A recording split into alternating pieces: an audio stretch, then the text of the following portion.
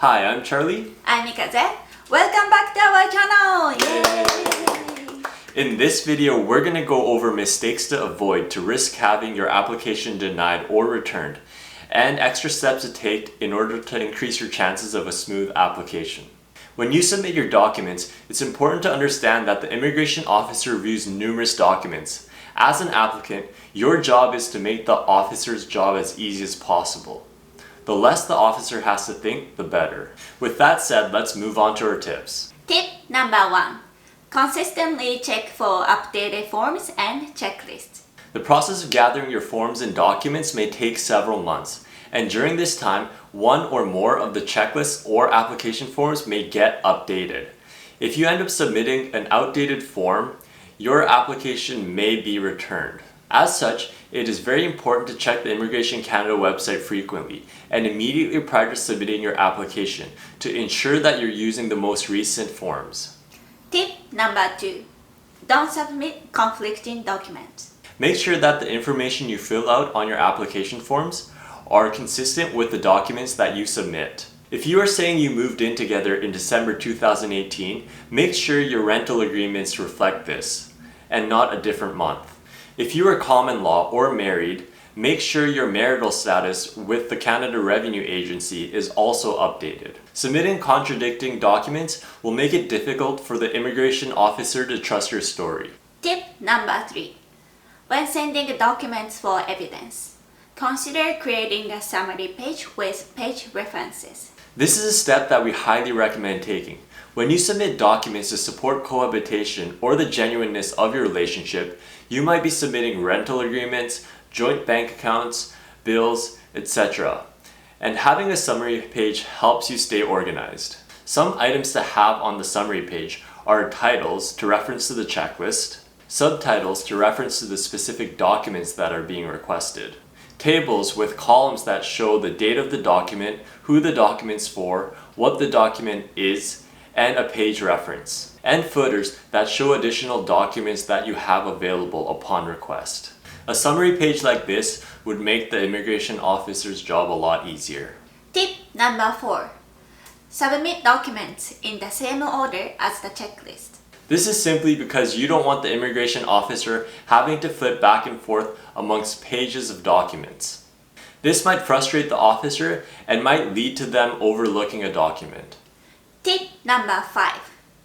Don't submit more than the maximum, but submit more than the minimum. Immigration Canada sometimes asks you to submit a maximum number of documents. For example, they specifically ask for a maximum of 20 photos.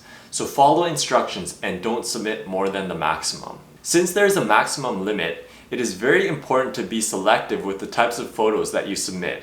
If you want advice on the types of photos to select, you can check out our video where we share our timeline and some of the photos that we ended up submitting. For other types of documents, Immigration Canada might ask you for a minimum of 2 from a list. We recommend submitting at least 1 more than the minimum because having more evidence is generally better. If the officer decides that one of the documents isn't sufficient evidence, then the additional documents that you submit would act as a backup. Tip number 6. Don't leave gaps in the information about history, and don't leave blanks. With respect to gaps, there are sections in the application forms that ask you for employment history, education history, address history, etc. It is very important to ensure that there are no gaps, even if you are unemployed. If you are unemployed for a specific period, this must be disclosed in your timeline. For example, if you are working until July and found a new job 4 months later in November, then the period you were unemployed between August and October must be disclosed in your timeline. Regarding blanks, if a form specifically states that a section can be left empty, if your previous answer was yes or no depending on the question, then it's probably okay to leave that section blank. However, if you simply encounter a question that doesn't apply to you, write down NA for not applicable to acknowledge that you've read the question. Tip number 7.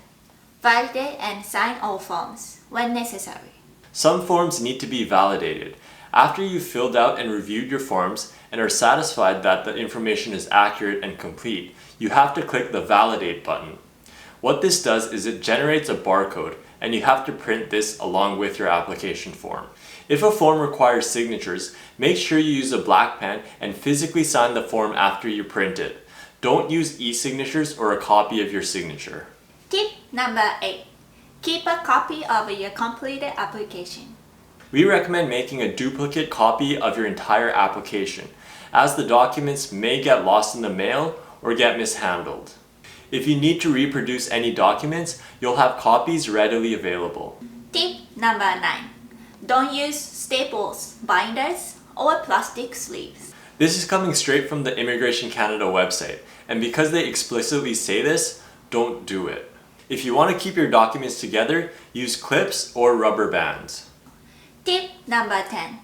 Courier documents instead of regular mail. We recommend Courier because it's faster, it can be tracked, and is less likely to get lost.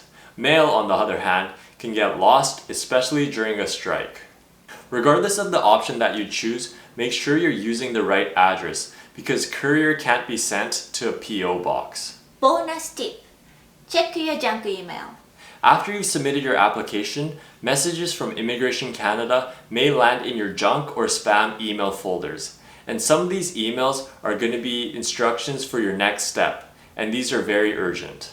We have had friends who have missed their emails in their junk folders, resulting in their application being denied and having to restart from the beginning. That's why it's crucial to check your junk email frequently.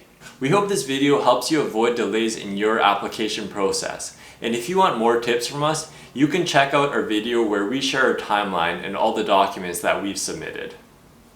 If you liked this video, please like and subscribe to our channel. Bye bye!